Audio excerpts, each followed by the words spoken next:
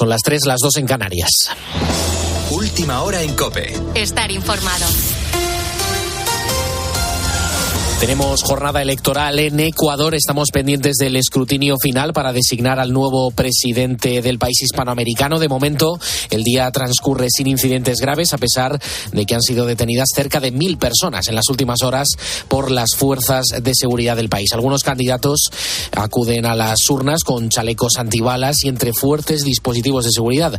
¿Cómo va el recuento de votos, Ignacio Arzuaga? El Centro Nacional Electoral Ecuatoriano ha dado los primeros avances sobre el resultado electoral. Con el 8% de los votos escrutados, la correísta Luisa González ganaría con el 32% de los votos. La sorpresa por ahora la daría Daniel Noboa, de Pueblo, Igualdad y Democracia, que se colocaría como segunda fuerza política del país con el 24%. Las elecciones han transcurrido con normalidad, aunque hemos visto algunas imágenes cuanto menos curiosas, como el candidato Cristian Zurita acudiendo a las urnas con chaleco antibalas y casco militar. Recordamos que este candidato es el sucesor del asesinado hace unos días Fernando Villavicencio. En donde sí han existido problemas es en el voto telemático. Diana Taiment es la presidenta del Consejo Nacional Electoral de Ecuador. También informamos al pueblo ecuatoriano que, de acuerdo a los informes preliminares, la plataforma de voto telemático sufrió ataques cibernéticos que afectaron la fluidez para acceder a la votación. Aclaramos también y hacemos énfasis que los votos consignados no han sido vulnerados. La presidenta también ha querido agradecer a los ecuatorianos su participación masiva y ha confirmado que más del 82% de las personas han ejercido su derecho al voto. Bueno, pues estaremos pendientes a lo largo de esta madrugada, gracias Ignacio, del resultado electoral de las elecciones presidenciales en Ecuador. Aquí en España este verano los créditos al consumo han marcado una cifra histórica. En el mes de junio los hogares españoles han pedido prestado 11.240 millones de euros. Es el mayor incremento registrado del crédito al consumo en este mes. Este tipo de crédito es un préstamo personal que suele pedirse para financiar bienes de consumo, como pueden ser los electrodomésticos, una reforma en casa, un coche o incluso unas vacaciones. Según los expertos, como Antonio Gallardo, que es responsable de estudios de la Asociación de Usuarios Financieros, advierten de que antes de pedir este tipo de préstamos debemos leer muy bien sus condiciones. El riesgo viene motivado especialmente si no hacemos un uso responsable. No podemos demonizar a lo que es el préstamo, pero sí que no tengamos claro esa capacidad de devolución y especialmente que no pensemos esa operación, ¿no? Que en ese préstamo que de repente contratamos cuando vamos a comprar o que nos llega un correo del banco, préstamo preconcedido y lo contratamos sin mirar y que nos vayamos a unos tipos más elevados. Con la fuerza de ABC.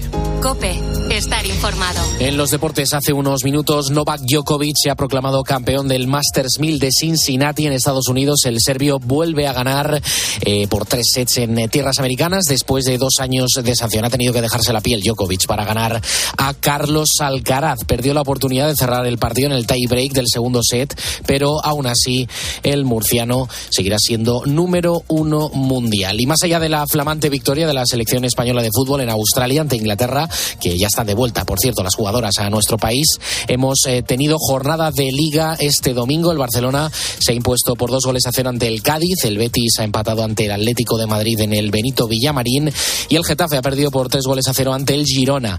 El entrenador azulón, José Bordalás, a raíz de la polémica del arbitraje con el Barça en la primera jornada, ha señalado tras este último encuentro que ha podido incidir en el resultado. Yo no voy a hablar de eso porque no debo, en primer lugar, pero creo que nos sacan tarjetas por todo. De las 4 primeras tarjetas amarillas, solo la de Yené me ha parecido tarjetas. Entonces, si nos sacan tarjeta por todo, no creo que no se nos está juzgando de la misma manera. Estoy de acuerdo en que todo el ruido que ha habido, de alguna manera, ha influido, ¿no?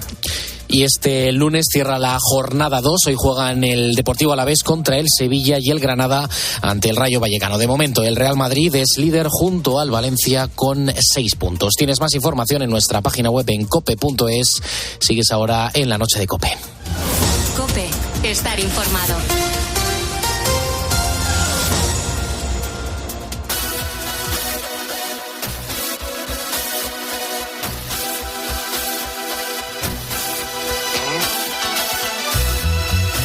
Adolfo Arjona. La noche. COPE. Estar informado.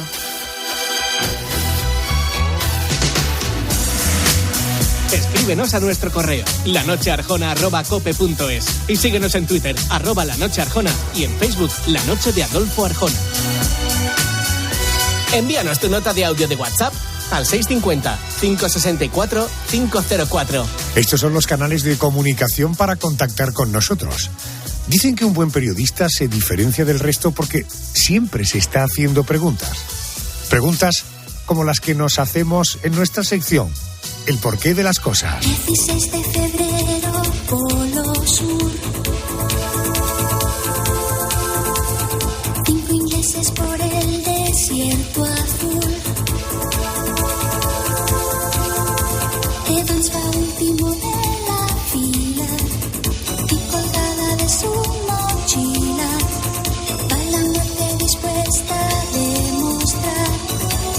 Imagínate cómo será el invierno en la Antártida. Allí los termómetros siempre están bajo cero. Pueden llegar a los menos 68 grados en algunas zonas. Aunque el agua del océano Antártico no está tan fría. ¿Tú te has preguntado alguna vez por qué los peces no se congelan en el agua helada de los polos? Vámonos con un biólogo, es profesor y presidente de la Asociación Española de Acuaristas, también parte del equipo de Instintia, la escuela especializada en fauna. Querido Fernando Zamora, muy buenas noches. Buenas noches. Hola, Fernando. Oye, ¿qué temperaturas bajo cero se llegan a alcanzar en el agua de los polos y qué temperatura mínima puede soportar un pez, digo, en circunstancias, digamos, normales en aquella zona o en cualquier otra?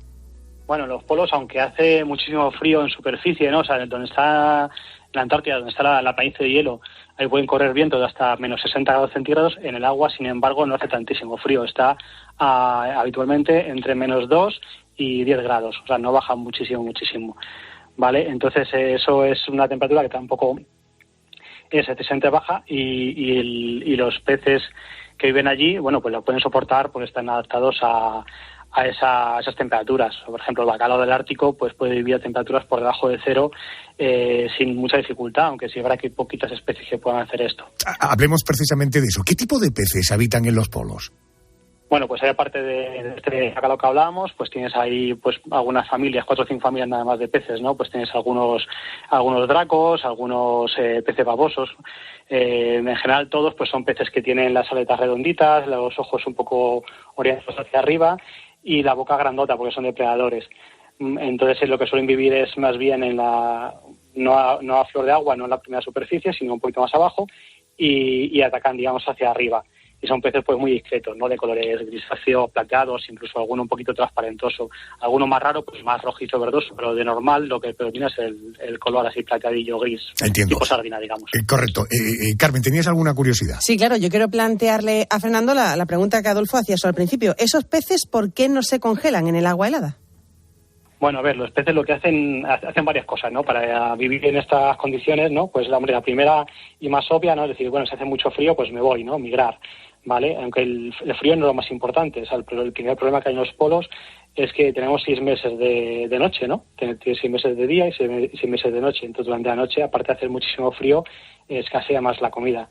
Entonces, hay peces que se van directamente. Y los que sí que viven allí habitualmente, pues tienen en la sangre unas sustancias que actúan como anticongelante, ¿no? Como anticongelante que echamos al coche para que no se congele el agua alrededor. Pues similar, en la sangre ellos llevan unos glucopéptidos que le permite que la sangre no se le congele. Y luego, en peces más grandotes también ocurre que la temperatura les ayuda un poquito a mantenerla la propia musculatura. O sea, en peces grandes, hablamos de tiburones y similares, bueno, pues el movimiento de la musculatura hace circular entre los músculos la sangre y permite que a algún grado ganemos y no estés tan expuesto a temperatura extrema que encuentras en esas aguas. Es curioso, ¿verdad? La sustancia anticongelante que tienen, parecida a la del coche, y su musculatura, que supongo que al moverse, al vibrar, produce un cierto calor. Otra curiosidad que yo le quiero plantear al experto, a Fernando, más allá de esos peces, ¿cómo es el hábitat marino en las zonas polares? Bueno, ahí lo que hablábamos, tenemos una temperatura entre menos 2 y menos 10, que para un poco haceros una idea, en casa el congelador lo tenemos a menos 15, ¿vale? O sea, uno no se mete al agua y se congela. O sea, está muy fría, pero no una cosa exagerada, ¿vale? Y entonces ahí lo que te ocurre es lo que decíamos, que tienes, el principal problema es que te tiras 6 meses en los que no hay luz.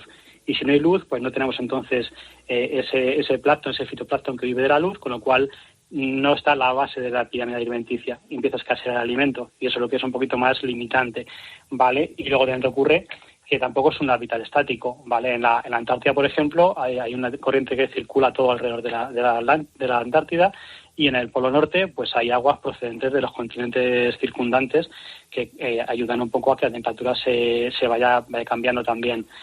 Entonces lo que suele ocurrir es que en la época en la que hay luz, esos 6 meses, hay una explosión brutal de fitoplancton. De hecho se puede ver hasta desde el espacio, ¿vale? Y esos fitoplancton se come el famoso krill, que luego después se comentan en las ballenas y muchos peces. Bueno, pues y a partir de ahí pues son aguas tremendamente ricas en vida. Pero claro, los otros 6 meses de oscuridad, todo esto no existe y se vuelve todo muchísimo más complicado. Entonces la mayor parte de los animales suelen migrar y marcharse. Vale, esto jalamos como el bacalao, bueno, pues lo que hace es vivir de comer algunos copépodos que a su vez comen algas que se pegan a la base del hielo. Entonces digamos que tienen una estrategia como muy, muy específica para aguantar esos 6 meses. O sea, pero es lo más limitante, sobre todo es la escasez de alimento antes que el frío. Perfecto. Fernando Zamora, gracias por atenderme, buenas noches, un abrazo muy fuerte, gracias. Nada, muchas gracias, buenas noches, Adolfo. Gracias, muy amable, gracias. Conclusión, después de ir hablando del porqué de muchos animales, y esto naturalmente también se puede atribuir al ser humano, no sobrevive el más fuerte. Ojo, que esto es lo que nos han contado siempre. Sobrevive el que tiene mayor capacidad de adaptación. 1, 2, 3 y...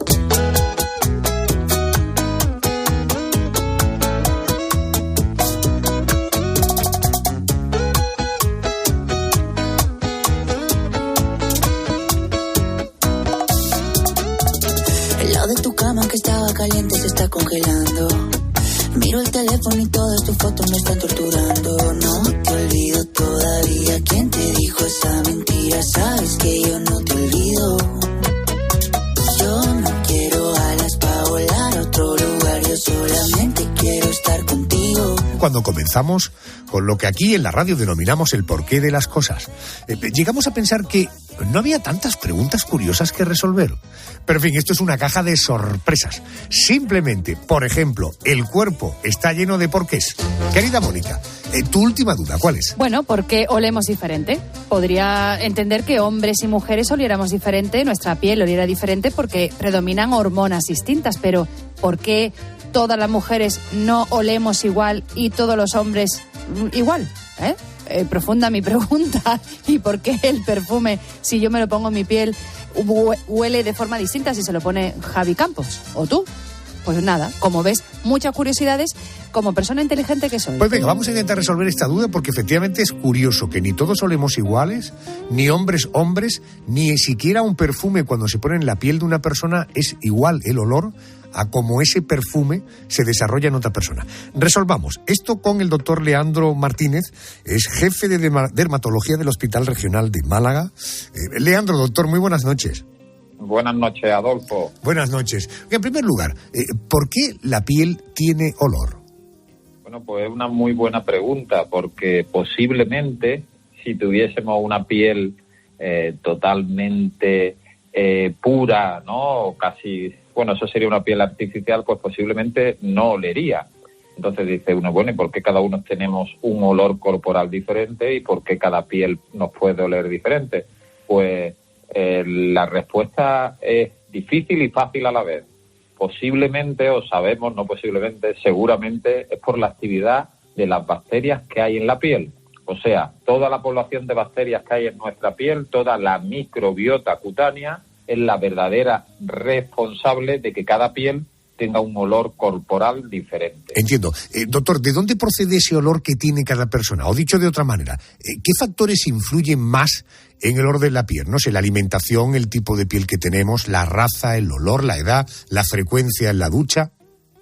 Pues influye principalmente unas glándulas que se llaman glándulas apocrinas y glándulas ecrinas. Las glándulas ecrinas son las del sudor que nos permiten la termorregulación del cuerpo. En cambio, las apocrinas son las que dan lugar a una secreción de características un poquito sebáceas, con contenido de ceras, de grasa, y que es esa secreción principalmente en axila, en ingles, en área genital, en la región mamaria también, la que va a ser degradada por esa múltiple población de bacterias que hay en la piel y la cual va a determinar el olor característico, es decir, la fragancia casi personal que tenemos cada uno.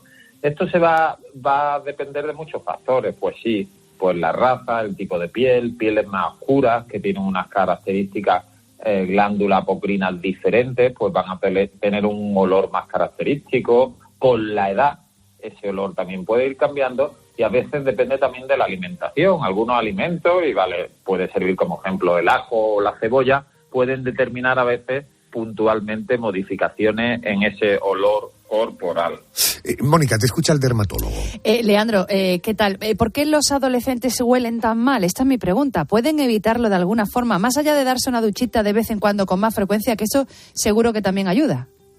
Bueno, afirmar 100% que los adolescentes huelen peor, bueno, es algo demasiado generalista. Sí que es verdad que conforme cumplimos años, llegamos a la adolescencia, pues hay cambios hormonales que también van a determinar cambios en la actividad de estas glándulas, ¿verdad? Que hemos comentado, la glándula apocrina y que va a determinar pues una mayor actividad. Por lo tanto, le estamos dando más alimentación a esa población de bacterias de nuestra piel y van a poder degradar más esa secreción, ¿no? Sí es verdad que a veces ocurre en la adolescencia pues los primeros episodios de una alteración del olor corporal o de la misma, podemos decir, de la misma actividad de la glándula, que la bromidrosis, que es esta palabra tan rara y a qué viene a definir, pues a cuadros de olor muy intenso en el que a veces pues el dermatólogo tiene que indicar un tratamiento y que a veces recurrimos más allá de la higiene diaria, que es fundamental, más allá del utilizar o no desodorantes y antiperspirantes, sino también a veces a tratamientos indicados antibióticos para evitar o mejorar estos cuadros de mal olor intenso. Correcto. Me he quedado antes con una idea que ha dicho el doctor, que era que es bastante probable que con la edad cambie el olor de la piel. Y yo me pregunto, ¿yo huelo a mis 40 años igual que olía a los 20 o igual que oleré a los 60? Pues, Adolfo, parece que no. No sé si es buena o mala noticia, depende. Pero parece que no, ¿no? Y se ha estudiado bastante en relación a esto. ¿Y por qué parece que ocurre eso?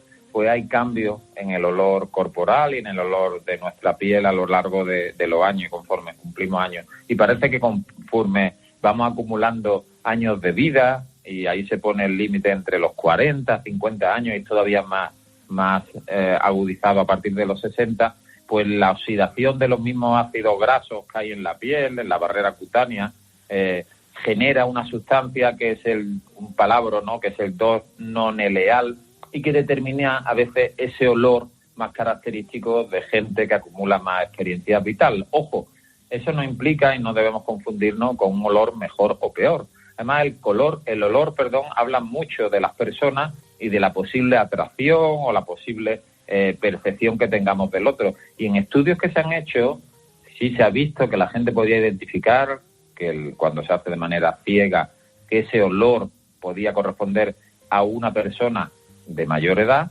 pero no por eso provocaba un rechazo. Incluso a veces era mejor percibido que olores de pieles o olores corporales de gente mucho más joven. Doctor, siempre se dice que una colonia no huele igual cuando se perfuma una persona u otra. ¿Se sabe exactamente por qué ocurre eso?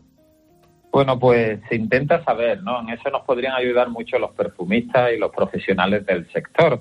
Pero es verdad que yo como dermatólogo puedo comentar que, bueno, las pieles son diferentes y hay pieles con, aunque el pH fisiológico se considera como referente, pero sí parece que pieles cuando están más secas pues fijan menos el perfume, la colonia, y eso va a provocar pues una percepción de esa misma colonia que puede ser diferente, o en el espectro contrario, ¿no? Pieles más grasas pueden fijarla más y que pueda durar un poquito más.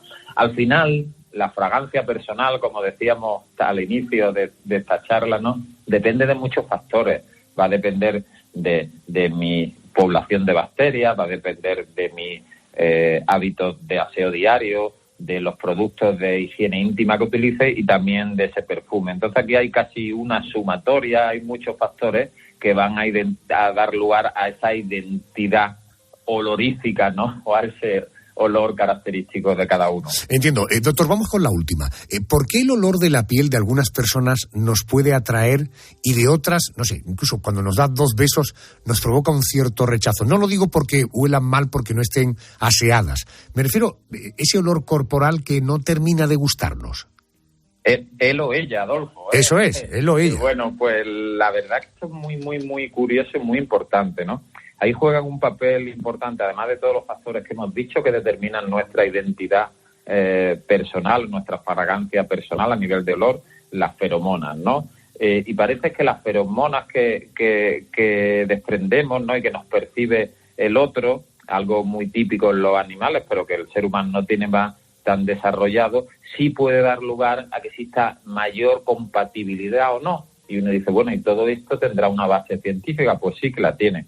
Parece que nuestro sistema inmunológico pues identifica a aquellas personas con las que podemos ser más compatibles, incluso a nivel de posibles parejas y de tener descendencia, aquellas con las que podría haber mayor compatibilidad o mejor empresa futura juntos, ¿no? Entonces, la realidad que de esa manera inconsciente, en ello el olor tiene mucho que ver, a veces las personas nos pueden provocar atracción o, por desgracia, o por suerte, quién sabe si es mejor hacerlo así, rechazo. Correcto.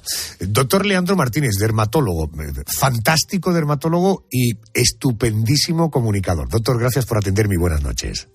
Buenas noches, un abrazo, Adolfo.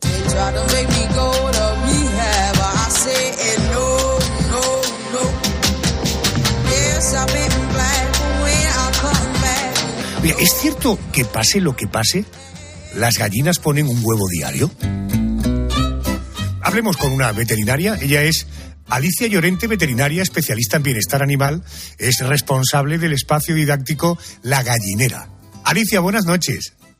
Hola, Adolfo, buenas noches. Hola, oye, vamos a ver, ¿es cierto que las gallinas ponen un huevo diario o depende si están en cautividad o están al aire libre? A ver, no olvidemos que el huevo es lo que sería el equivalente al óvulo de la mujer. Los óvulos se liberan dependiendo de los ciclos hormonales. En el caso de la mujer, el ciclo hormonal es de 28 días, que es cuando se produce cada ovulación, y en el caso de la gallina es entre 24 y 26 horas, con lo cual una gallina no puede poner más de 2 huevos al día. Correcto, por tanto, si hacemos cuentas, una gallina al año podría poner entre 365 huevos o más también, ¿no? Bueno, eso no es así, porque serían supergallinas, que todavía no existen, ¿vale? Las gallinas que están seleccionadas como superponedoras, que son las que están en las granjas, se han seleccionado genéticamente para ser capaces de poner 320 huevos al año. Esto es casi un huevo al día, pero no son los 365. Y luego también depende de la cantidad de huevos que una gallina pone al año, depende de la genética, depende de la raza. Hay gallinas que no son estas superponedoras industriales que a lo mejor son capaces de poner entre 150 y 200 huevos al año. Y luego hay otras gallinas, por ejemplo las ornamentales, que ponen muchísimos menos huevos. Y ya si nos vamos a esa figura de la gallina que existía en todos los corrales, que se encargaba de incubar los huevos de todas las demás, esas gallinas realmente ponen muy pocos huevos porque están seleccionadas para criar, para incubar. Entiendo. Oye, ¿qué mecanismo interior tiene una gallina para que de un óvulo termine construyendo, en fin, una pieza ovalada con cierta dureza? Evidentemente no estamos hablando de hierro, pero oiga, construir esa estructura prácticamente a diario. Hablo ahora de las superponedoras. ¿Qué mecanismos hay internos en una gallina capaz de producir el huevo? Bueno, pues es un mecanismo maravilloso y casi mágico de producir este superalimento. Lleva 4 días fabricar un huevo dentro de la gallina, y se fabrican, digamos que se forman los huevos de forma simultánea. Hay distintos huevos en distintos estadios de formación. Todo empieza en el ovario, porque no nos olvidemos de lo que decíamos al principio, es un óvulo. El óvulo es una célula donde está el material genético, y ese se produce en el ovario. Y luego se libera. Ese óvulo, en el caso de la gallina, es como una yema pequeñita, ¿m?, que se libera y va hacia un conducto pequeño que se llama oviducto. Bien, la yema va engrosándose, va haciéndose grande, va bajando por el tracto reproductor y una vez que se ha formado la yema empieza la formación de la clara, cuyo principal componente es el albumen, que es la proteína fundamental del huevo. Bien, los dos tipos de clara, hay una clara densa, una clara líquida, se forma una detrás de la otra y se forma también esos pequeños cordones que vemos como unas babitas que tiene a veces el huevo, que son dos, es como si fuera un cordón que está retorcido, porque en esa bajada por el tracto reproductor va girando el huevo y se van poniendo capas. Bien, ya hemos puesto la clara, ahora hace falta la membrana que rodea la clara, y esa membrana que queda pegada a la cáscara cuando el huevo lo cocemos, que a veces es muy difícil de despegar. Sobre esa última membrana ya estamos en el útero, ya hemos bajado hacia el útero de la gallina. Sobre esa membrana se empieza a depositar muchas cantidades de carbonato cálcico, que es lo que va a producir la cáscara. Y por último, justo antes de que el huevo es puesto, se deposita el pigmento, que depende de la raza de la gallina. Cada raza tiene su color de huevo. Qué bueno. O sea, la yema, la clara, la membrana y finalmente con el carbonato cálcico se conforma la cáscara. Pregunta de alguien, no tengo ni puñetera idea, por lo tanto te pido disculpas incluso en la manera de plantearlo. ¿Un huevo puede estar fecundado por un gallo o no? Quiero decir, este es un hecho, puede estar fecundado o no por un gallo. ¿El gallo pisa la gallina y como consecuencia de eso baja el huevo? ¿O no? ¿Baja el huevo y luego quien fecunda el gallo es al huevo? ¿Esto cómo se resuelve? Mira, está muy bien pensado, lo tienen muy bien organizado las gallinas. Un gallo pisa a una gallina, introduce el esperma. Ese esperma sube por el conducto que ha recorrido el huevo en sentido contrario y va a fecundar al óvulo, cuando es una yemita, en el momento de la ovulación. Bien, no hace falta que la eyaculación haya sido en ese momento, porque la gallina es capaz de almacenar el semen de gallo durante una semana. Bien, si esa gallina ha sido montada, casi seguro el huevo estará fecundado. Si no es así, el huevo sigue su trayecto y se sigue formando y se pone igualmente. De hecho, los huevos que consumimos no están fecundados. Correcto. Por eso te preguntaba, un huevo no fecundado normalmente es el que comemos, pero ¿un huevo que está fecundado se puede comer? Sí, sin ningún problema, siempre y cuando no se haya iniciado el proceso de formación del pollito, que es la incubación. Pero si no se recibe el calor y la temperatura necesarias, el huevo luce exactamente igual, salvo por un pequeño detalle. ¿Qué es? Es una forma de saber si el huevo está fecundado o no una vez que se abre, y es en la yema normalmente tienen una manchita blanca, un círculo blanco, que probablemente nunca os hayáis fijado en él, pero todos los huevos lo tienen. Bien, si la mancha es en forma de círculo, el huevo no está fecundado, pero si alrededor de ese círculo hay un pequeño halo blanquecino, es que el huevo ha sido fecundado. Por tanto, si yo le tiro un huevo a la sartén y me fijo en la yema, en ese halo blanco, y llego a la conclusión de que está fecundado, ¿no debería comerme el huevo o no necesariamente? Te lo podrías comer, pero si lo has comprado en el supermercado, eso no te va a suceder nunca, porque en las granjas no hay gallos. Bueno, Alicia, vamos a ver. Hasta ahora, matrícula de honor en todas las respuestas a mis preguntas. Ya que hablo con una experta en estas cuestiones, dígame, ¿qué fue antes, la gallina o el huevo? Bueno, esto es una pregunta que no voy a desvelar el gran misterio que nadie ha desvelado hasta ahora. Es más, os voy a poner una incógnita más. Antiguamente se dice que los gallos ponían huevos también. Ahí lo dejo. ¿Tenían huevos o ponían huevos? Ponían huevos. Ponían huevos. Tiene huevos la cosa, efectivamente. Alicia, en otra noche te vuelvo a llamar y hablaremos de los huevos que ponían los gallos y no las gallinas. Un beso muy fuerte. Gracias por atenderme. Adiós, hasta luego. Y si algún día preguntas por mí, tal vez te quiera volver a reír. Carmen, cuando tuvimos aquí a Vanessa Martín presentando su disco, le dije que esta probablemente era de las canciones más bonitas de ese trabajo. ¿Recuerdas? ¿Has escuchado esta canción más allá de cuando yo la pongo? Hombre, claro que la he escuchado yo. A Vanessa Martín la escucho mucho. Vamos a oírla un poquito.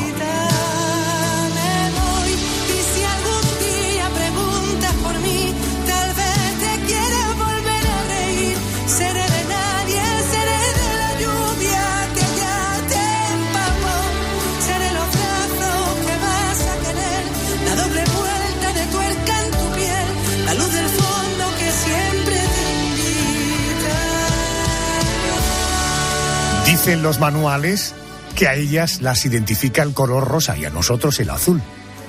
Dicen que ellas prefieren jugar con muñecas y nosotros con coches. Que a ellas les encanta la moda y que a nosotros nos da igual ir de chándal a una boda. Pero estarás más o menos de acuerdo con estas afirmaciones. Pero yo te quiero demostrar esta noche con total rigurosidad que hay algo en lo que seguro que mujeres y hombres somos distintos. ¿Sabías que ellas y nosotros soñamos de forma diferente? Nadie mejor que Iván Egusquiza, psicólogo conductual del Instituto del Sueño, para hablar de este asunto. Iván, muy buenas noches y bienvenido.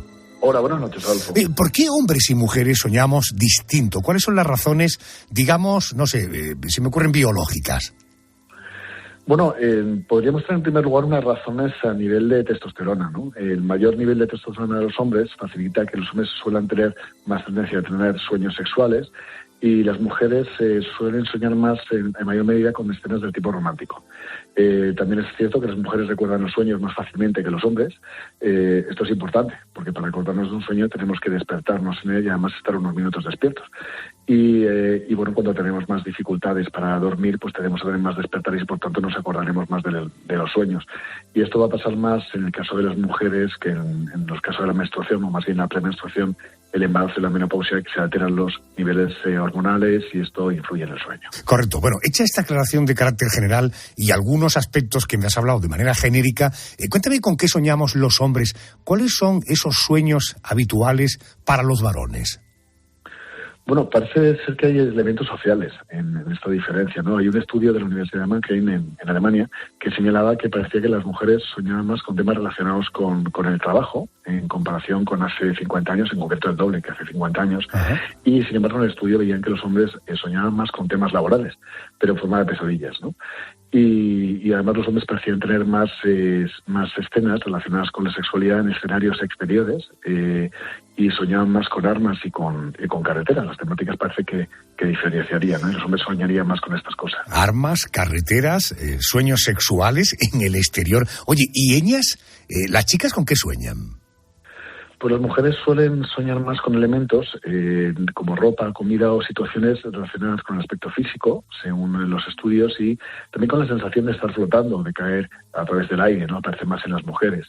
Hay otro estudio de una universidad inglesa que habla de las mujeres, como en los sueños de las mujeres aparecen más componentes del tipo familiar y emocional, y con los escenarios en los que se sueña son más privados que los hombres. Ojo, no hablamos ni de derechos, ni hablamos de ideología feminista. Esto lo está diciendo un psicólogo conductual, por tanto, con rigor científico. Carmen, preguntas sobre este interesante tema de ahora. Bueno, ya sabemos que hombres y mujeres en general soñamos distinto, pero mi pregunta, ¿también dormimos distinto? Porque me refiero, por ejemplo, a la postura, ¿no? O así tardamos más o menos en coger el sueño, así dormimos más o menos profundo. ¿Hay distinción también en este sentido? Bueno, parece ser que los hombres tienen un descanso más profundo, que los hombres, aunque tardan más en dormirse que las mujeres, pero hay una investigación de la Universidad de Loughborough en Inglaterra que los hombres requerían unos 20 minutos más que las mujeres para descansar, ¿no? Es como si necesitáramos más minutos de sueño para encontrarnos igualmente reparados los hombres. Y leía yo además que los hombres sois más propensos a sufrir trastornos del sueño. ¿Eso es así? Bueno, según la Academia Estadounidense del Sueño, en general el sueño de las mujeres adultas suele ser más ligero y también se altera con más facilidad que el de los hombres, ¿no? En cambio, las mujeres pues suelen sufrir más frecuentemente problemas de sueño. Las patas son más afectadas por las patologías de sueño y declaran más problemas de sueño, ¿no? E incluso algunos síndromes, algunas enfermedades médicas, como el síndrome de piernas inquietas, es más frecuente también en las mujeres, ¿no? En cambio, los hombres sufren más apneas, trastornos relacionados con la respiración durante el sueño, pero después de la menopausia, con el aumento de peso, se tienden a igualar los índices de apneas en hombres y mujeres por el aumento de peso que estos cambios hormonales suelen facilitar. Interesante siempre el mundo de los sueños, ¿verdad? Iván, gracias por atenderme a estas horas. Un abrazo y buenas noches. Buenas noches, Adolfo, un placer. Carmen, la cigarrera, tan salamera y tan mujer, puso celosa y fiera su vida entera en un querer. Para que llegara gente como Rosalía al mundo musical de nuestro país, debió tener antecedentes. Y eso es lo que te quiero contar ahora, lo que te vengo contando a estas horas semana tras semana. Hoy te voy a hablar de una señora que, aunque comenzó como cantante, el cine, y concretamente su papel en Reina María de las Mercedes, la convirtió en la novia de España y le dio la fama y la popularidad que le acompañaría toda su vida. Nació en octubre de 1929, en el barrio sevillano de Triana. Su nombre, Paquita Rico. ¿De qué te ríe, tonto, antipático? De tus dichos tan españoles. De tu forma de cantar y de hablar. Yo pensaba encontrarme una princesita francesa y pareces una andaluza. No es que lo parezca, es que lo soy. Soy sevillana, hijo mío. María de las Mercedes, no te vayas de Sevilla, que nada trocarte puede el color de tus mejillas. Que quieras o que no quieras. De Paquita Rico te quiero hablar y nadie mejor que José Aguilar, periodista. Muy buenas noches y bienvenido. Muy buenas noches, Adolfo. Oye, en un homenaje y en un reconocimiento a la radio, hay que reconocer que, como tantas otras artistas de la época, un concurso en la radio le dio la oportunidad de comenzar su carrera artística. ¿Cómo fueron los arranques de Paquita Rico?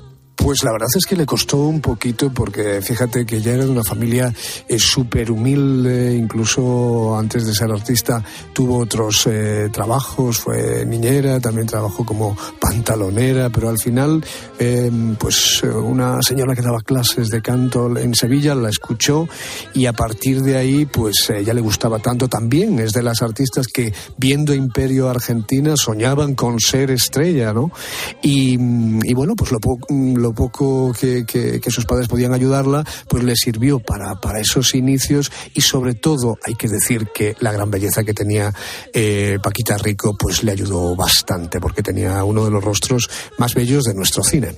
Fíjate, José, no sé si coincides conmigo, la enorme manipulación política que ha tenido, digo manipulación política de laboratorio, porque por supuesto la época de la dictadura de Franco en España tiene tantas goteras, es tan criticable por tantas cosas, pero no valoramos a estas grandes artistas que hubo en esa época, que le tocó vivir en esa época porque nacieron en esa época. Digo esto porque no sé cuántos de nuestros oyentes saben que Paquita Rico en el año 51 ganó un premio en el Festival de Cine de Cannes. Ahora que cualquiera que gana cualquier cosa en el Festival de Cine de Cannes se le considera astrofísica, ya Paquita Rico ganó. ¿Cómo fue aquella experiencia y de qué manera influyó en su carrera? Pues sí, ganó el premio del público, tuvo una gran repercusión allí, fue el centro de toda la prensa internacional. Es que hay que decir, como estábamos comentando, que Paquita, además de ser una buena cantante y actriz, era una mujer bellísima y que llamaba la atención y vestía muy bien además y estaba muy bien rodeada y causó sensación. Lo que pasa es que en España hay que decir que cuando regresaron tampoco le dieron demasiada importancia, porque en aquella época pues sí, un reconocimiento en un festival internacional, pero poco más. Es que en España siempre nos ha costado mucho reconocer a nuestros intérpretes y a nuestras artistas. Ahora vamos entrando un poquito, pero nos cuesta. Y sobre todo a estas que las asociaban al régimen. Fíjate, tenían que sobrevivir, no tenían otra opción, no podían disfrutar de las cosas que disfrutamos ahora. Por cierto, decía yo que su papel de Reina María de las Mercedes la convierte en la novia de España. ¿Por qué su papel en esta película la convierte en el icono del cine español a final de los 50? Hombre, porque yo creo que esa película de Luis César Amador y Dónde vas, Alfonso XII, pues causa una profunda conmoción en la sociedad española, y esa Reina Mercedes que falleciera tan jovencita, pues la interpretó ella maravillosamente y se mimetizó un poquito con ella. De hecho, hasta el final de su vida siempre la han visto como la Reina Mercedes. Yo creo que eso fue un poco hándicap, porque ese papel marcó tanto su carrera que incluso después de hacer esa película le costó bastante hacer otros trabajos. La gente quedó profundamente conmocionada, pero los productores no la llamaban. De las riñas entre folclóricas, ese es otro estigma que se ha quedado ahí marcado. Ella coincide como cantante y desde luego como actriz en algunos rodajes, pues con la gran Lola Flores, con Carmen Sevilla, de la que hablaremos en su momento. ¿Realmente se llevaban tan mal como cuentan o aquello era puro marketing de la época? Bueno, vamos a ver, vosotros recordáis que ellas rodaron, por ejemplo, una película de Saflasky que se llamó El balcón de la luna, muy importante, que estaban Paquita, Carmen y Lola, y sus nombres tuvieron que ir en aspa, porque no se decidían quién tenía que ir primero. O sea que ellas se querían mucho, pero la profesión era otra cosa, y artista no me gana nadie. Correcto. Bueno, ella luego le dio a todos los palos, incluso fue colaboradora del programa Directamente Encarna, de Encarna Sánchez, como contertulia, años 80. ¿Por qué decide dejar el mundo del espectáculo y sobre todo qué fue de su vida? Bueno, yo no creo que Paquita decidiera en un momento dejar el mundo del espectáculo. Yo creo que le ofrecían cosas que a ella no le interesaron. Por el cine del Destape, por ejemplo, me consta que tuvo muchos guiones que ella no quiso hacer, por supuesto, porque era un perfil totalmente diferente a sus pretensiones como actriz y como artista, y se fue separando del mundo del arte de manera involuntaria. La llamaban para actuaciones, para algunas entrevistas en televisión, pero poco a poco pues se fue separando de todo esto. Ella tenía también mucho dinero, se lo podía permitir, y entonces tampoco hizo grandes esfuerzos por estar ahí, ¿no? Pero bueno, yo creo que hasta el final el público la quiso, la respetó, y nunca se ha oído hablar mal de Paquita Rico en ningún sentido, Adolfo. De las Mercedes, no te vayas de Sevilla, que nada trocarte puede el color de tus mejillas. Paquita Rico, guapísima, con unos ojazos que se cerraron para siempre, en julio de 2017, con 87 años. Si quieres saber más de ella y de esas grandes artistas de esa época que forman parte de la historia de nuestro país, te recomiendo el libro Azúcar, Canela y Clavo, mis divas folclóricas, que lo firma José Aguilar. Gracias por estar aquí, hasta la semana que viene. Gracias, buenas noches a todos. Vivieron una de las relaciones más apasionantes del Hollywood de los años 50. Él dejó a su esposa por ella y se convirtió en su tercer esposo. Y aunque duraron poco más de 5 años juntos, el amor que había entre ellos los acompañó hasta el final de sus días. Te hablo de Ava Gardner y Frank Sinatra. Odio la brutalidad, señor Andersen. La idea de dos hombres deshaciéndose a golpes me pone enferma. Yo he visto todas sus peleas. Qué suerte, yo no podría soportar ver cómo pegan a un hombre que aprecio. Vamos a conocer algo más sobre esta historia de un escandaloso romance lleno de pasión, de peleas. Y lo hacemos con la ayuda del escritor, periodista y crítico de cine, querido Juan Tejero. Muy buenas noches. Buenas noches, Adolfo. Bueno, Ava Gardner y Frank Sinatra, ellos se casan en noviembre del 51, habían sido amantes, y Ava Gardner sabía que Frank era un tipo, digamos, bastante mujeriego. ¿Cómo es posible que finalmente contrajeran matrimonio? Frank Sinatra no solamente que fuera mujeriego, sino que estaba inmerso en un matrimonio marcado por el catolicismo, es decir, él no se podía separar. Su mujer jamás lo iba a permitir, él había creado una familia convencional y él hacía vida independiente, con lo cual él sí podía tener affairs, él sí podía tener idilios, pero lo de pasar por la vicaría, digamos que estaba prohibido, y más en esa época. Pero ahí se topa con Ava Gardner, que ya era denominada el animal más bello del mundo. Una mujer que era un verso suelto en el Hollywood de la época. Nadie pudo domesticar jamás a Ava Gardner. Lo intentaron los estudios, la Metro hizo todo lo posible. Ella era medio pueblerina, ella no tenía una gran educación y se había plantado en Hollywood únicamente con el referente de su belleza y de su cuerpo. Pero hablaba con un acento pésimo, la tuvieron que reeducar.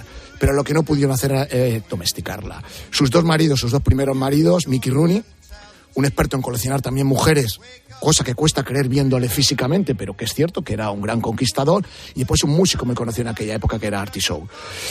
Y en esas, pues ellos se encuentran. Y Frank Sinatra queda fascinado por esta mujer que era auténticamente avasalladora y arrebatadora. Pero yo pregunto, Juan, si ella tiene 2 divorcios por 2 maridos infieles, sabiendo la fama que tenía Sinatra, ¿cómo termina entrando por el aro? Pues porque probablemente era una mujer muy apasionada, que ponía por encima los sentimientos, el corazón mandaba sobre el cerebro, eso está clarísimo. Entonces, ellos tienen una relación, lo típico que siempre se ha dicho, ese tipo de dicho de no pueden vivir juntos pero tampoco separados. Yeah. Eso marcaba la relación de Frank Sinatra y Ava Gardner. Ellos tenían peleas tremendas, le llamaban la batalla de los Sinatra. Pero peleas que acababan en el hospital a veces. Y peleas en público, además, ¿no? En los restaurantes, donde fuera. Y Ava Gardner, a la prensa, posteriormente contó que ellos siempre en la cama funcionaron estupendamente, que ahí se entendían de maravilla. Decía, el problema empezaba cuando me vestía. Yeah. Es decir, que era una pareja que funcionaba bien en el terreno amoroso, pero muy mal en el terreno conyugal. Entonces, pues de ahí la brevedad de su relación, pero de ahí también lo tempestuosa de esa relación y lo que les marcó a ellos de por vida.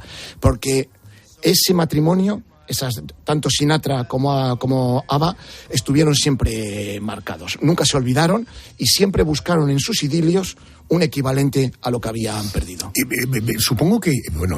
Afirmo, Frank Sinatra y Ava Gardner ya eran 2 grandes estrellas. Esa sociedad norteamericana conservadora, estos escándalos, estos líos, estas peleas, que incluso me decías acababan en hospitales, ¿la sociedad americana qué decía de todo aquello? Pues les ponía verdes. Sí, ¿no? Les ponía verdes, eran un matrimonio de infieles.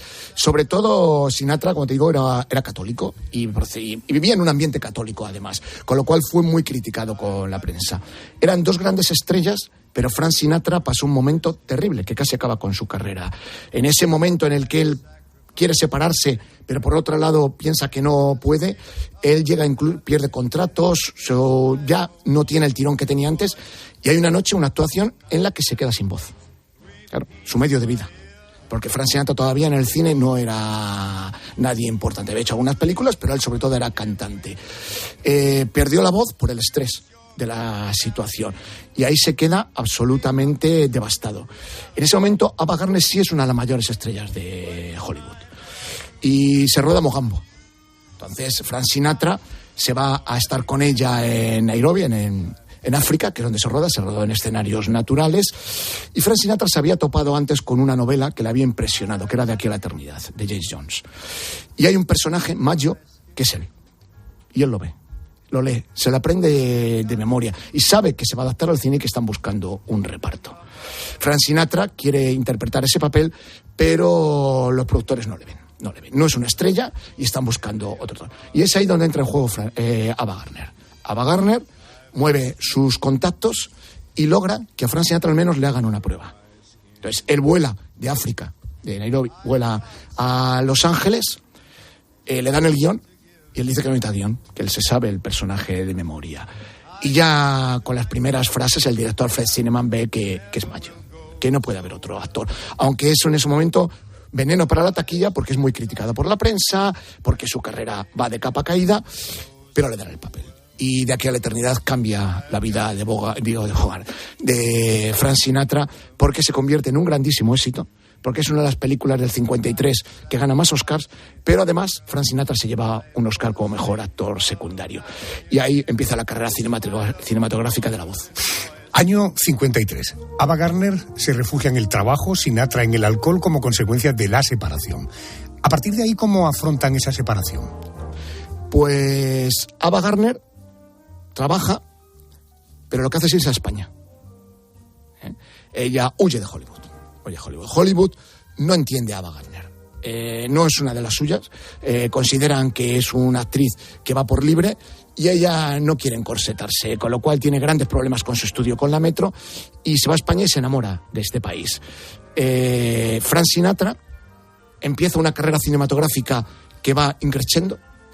Rueda películas muy importantes, El hombre del brazo de oro, Como un torrente, y está, bueno, en aquellos momentos, pues conoce a Dean Martin, conoce a Peter Lawford y está a punto de fundar el Rat Pack. Pero ellos siguen enamorados. Ava Gardner tiene idilios muy conocidos en España. La había tenido con el torero Mario Cabré, ahí estaba todavía con Sinatra, y después el famoso idilio con Luis Miguel Dominguín. El papá de Miguel Bosé, ¿no? Exactamente. Que en aquel momento es probablemente la mayor estrella internacional que hay en España, es Luis Miguel Dominguín, que está casado con Lucía Bosé, y que además se rodea de gente muy importante, de Picasso, de Hemingway, de Orson Welles. Entonces, en ese ambiente, pues Ava Gardner se siente muy bien, se siente muy protegida, y además el gobierno español, la dictadura de Franco, protege a Ava Gardner, la deja hacer más o menos su vida, no se entromete, porque quiere dar un signo de apertura, que en España se puede venir, que pueden venir estrellas internacionales, porque es el momento ya de que se acaba la autarquía y hay que empezar ya a demostrar que España es un sitio donde pueden venir producciones internacionales y esa apertura. Y Ava Gardner en ese momento encuentra su paraíso. A Ava Gardner la recuerdan juergas interminables, se dice que toreaba los coches de madrugada por la Gran Vía, entonces se lo pasa muy bien, ella se divierte mucho en España, y Frank Sinatra aparece por España en cierto momento, le ofrecen un papel en una película con Cary Grant y con Sofía Loren. Y Frank Sinatra lo que no quiere es encontrarse con Ava Gardner, y Ava Gardner quiere encontrarse con Sinatra. Pero una noche que están en el Escorial, en el que a Frank Sinatra pues se pone nostálgico, la llama, ya está en Madrid, y entonces él pide un piano, se sienta al piano, cuentan que coge el teléfono, llama a Ava y se pone a tocar al piano. Y está cantando, y ahí pasan. Esto lo cuenta Enrique Herreros padre, que lo presenció en persona.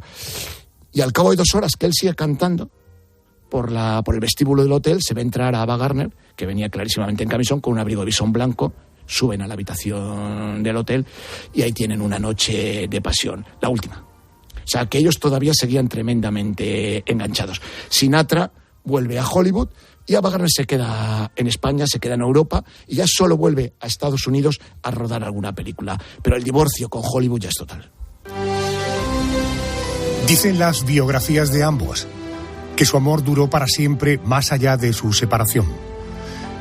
Esa fisión sexual pudo ser lo que efectivamente impidió que cada uno de ellos encontrara en sus contrarios o sus contrarias algo parecido, ¿o hubo algo más? Yo creo que hubo mucho más. Yo creo que nunca pudieron olvidarse. Eso no puede deberse solamente a una pulsión sexual.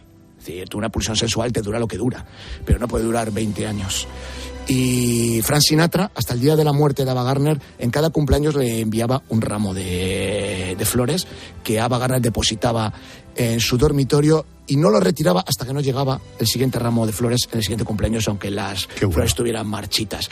Cuentan que un tratamiento muy caro que tuvo que pagar Ava, porque el alcohol deterioró mucho a Ava Gardner. Ava Gardner no era la misma a partir ya de mediados de los 60, lo pagó Frank Sinatra. Es decir, que siempre estuvo pendiente de Ava, y Ava, en Todos los hombres, buscó a alguien con quien olvidar a Frank Sinatra. De hecho, cuentan que cuando se casa con Mia Farrow, ella indignada, cuenta a la prensa, yo sabía que al final Frank Sinatra acabaría en la cama con un chico. Por el aspecto andrógino de Mia Farrow y el enfado que tenía en ese momento, pues soltó esto, signo evidente de que no la había podido olvidar.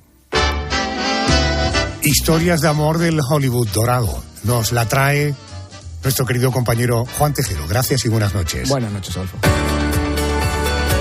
Es la sintonía del contestador del programa, la canción de tu vida. Ya sabes que este verano estamos, en fin, teniendo el atrevimiento para decirle adiós al verano y para decirle adiós a esta sección, que sean los miembros del equipo del programa los que nos cuenten cuál es la canción de su vida.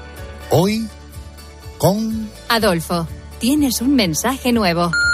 Contigo Carmen Cerván, buenas noches de nuevo. Esta noche conmigo, Adolfo. Esta noche noches. me toca contigo, efectivamente. Sí, sí, sí. ¿Por qué esta canción? Pues mira, esta canción, la verdad es que todos los compañeros que han pasado por aquí durante toda la temporada han sido muy disciplinados, te han puesto la canción de su vida, te lo han explicado, y en tu equipo somos un poco rebeldes y cada uno te ha dicho, yo es que no tengo canción de mi vida, yo tengo artista, pero no. Bueno, Correcto. pues yo igual, a mí me pasa igual. Me gustan muchas canciones, pero claro, ¿por qué te he elegido esta? A lo mejor te lo puedes estar ya imaginando. Esta canción, que a mí me ha encantado de siempre, resulta que es una canción que me acompañó en el día, para mí, y creo que jamás se va a mejorar, el día más feliz de mi vida, que tuvo lugar El día de tu primera comunión. Bueno, un poquito más adelante. Fue este verano, el día 10 de junio, que es el día que me casé. Ajá. Entonces, claro, esta canción es con la que yo hice mi primer baile de casado. Tiene una historia, porque la canción a mí me encanta, a mi marido también, porque es de un grupo que es El Canto del Loco, que nos gusta mucho a los dos. Ajá. Pero ¿sabes cuándo decidimos qué canción íbamos a bailar? La noche antes. Cuando ya nos íbamos a separar, yo me iba a una casa, él se quedaba en nuestra casa. Ah, porque la noche antes no cohabitaste. No son unas cosas mías que yo dije, no, yo me voy con mis padres. Ah, muy bien. Y me fui con mis padres a dormir mi última noche de soltera. Y antes de irme dije, vamos a ver, Antonio, ¿qué bailamos mañana? Él se resistía un poco al baile, pero accedió al deseo de su futura esposa a bailar y a poner esta canción que a los dos nos encanta y que fue un momento maravilloso. Es la canción de Carmen Cerván. Hemos sabido que la noche antes de la boda durmió en casa, que se ha casado en este verano y que su marido se llama Antonio. Carmen, gracias, y con esta canción te decimos hasta la semana que viene. Solo quiero vivir contigo y solo quiero bailar contigo. Solo quiero estar contigo y quiero ser lo que nunca he sido. Solo quiero soñar contigo. Solo voy a cantar contigo. Voy a hacer todo contigo. Y a veces lo que me digo, siento cuando estás y tú me das tu voz con esa fuerza. Quiero oírte más, tu voz gritar, ese susurro loco.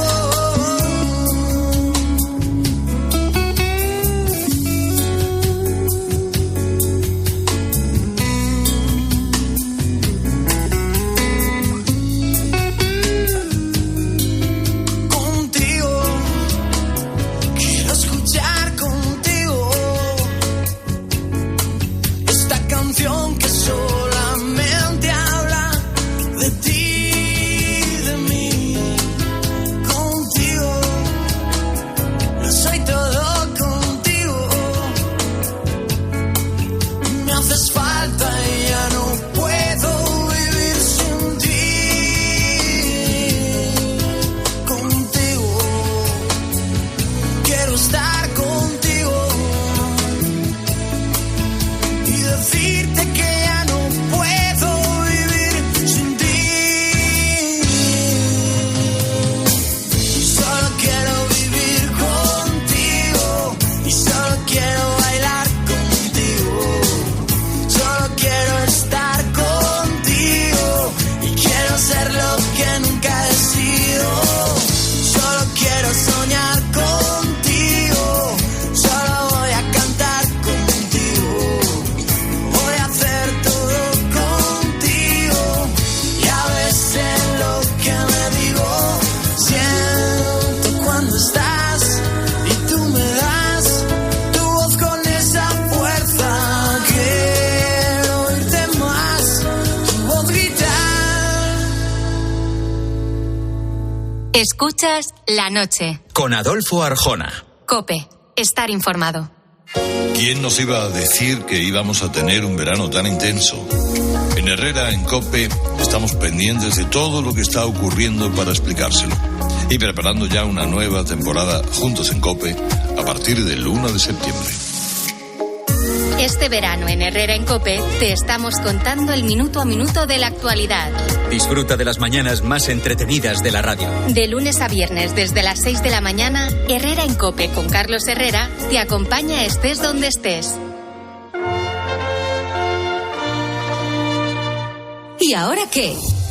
Ahora, máster universitario en Radio COPE, organizado por la Fundación COPE y por la Universidad San Pablo CEU, con un año de prácticas remuneradas. Porque la radio en la que crees es la radio que te forma como periodista 360. En audio, video podcast, redes sociales, web, junto a los líderes de la radio española. De las muchas cosas que tenemos que hablar. Yo te voy a contar los hechos, cómo está ocurriendo. ¿Quién calienta para atrás la segunda parte? Sí, Máster universitario en Radio COPE.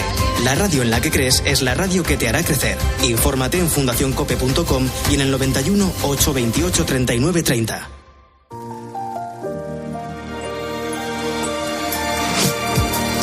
Always had that dream like my daddy before me. So I started writing songs, I started writing stories. Something about that glory just always seemed to bore me. Cause only those I really love will ever really know me. Once I was 20 years old, my story got told. Before the morning sun when life was lonely. Once I was 20 years old.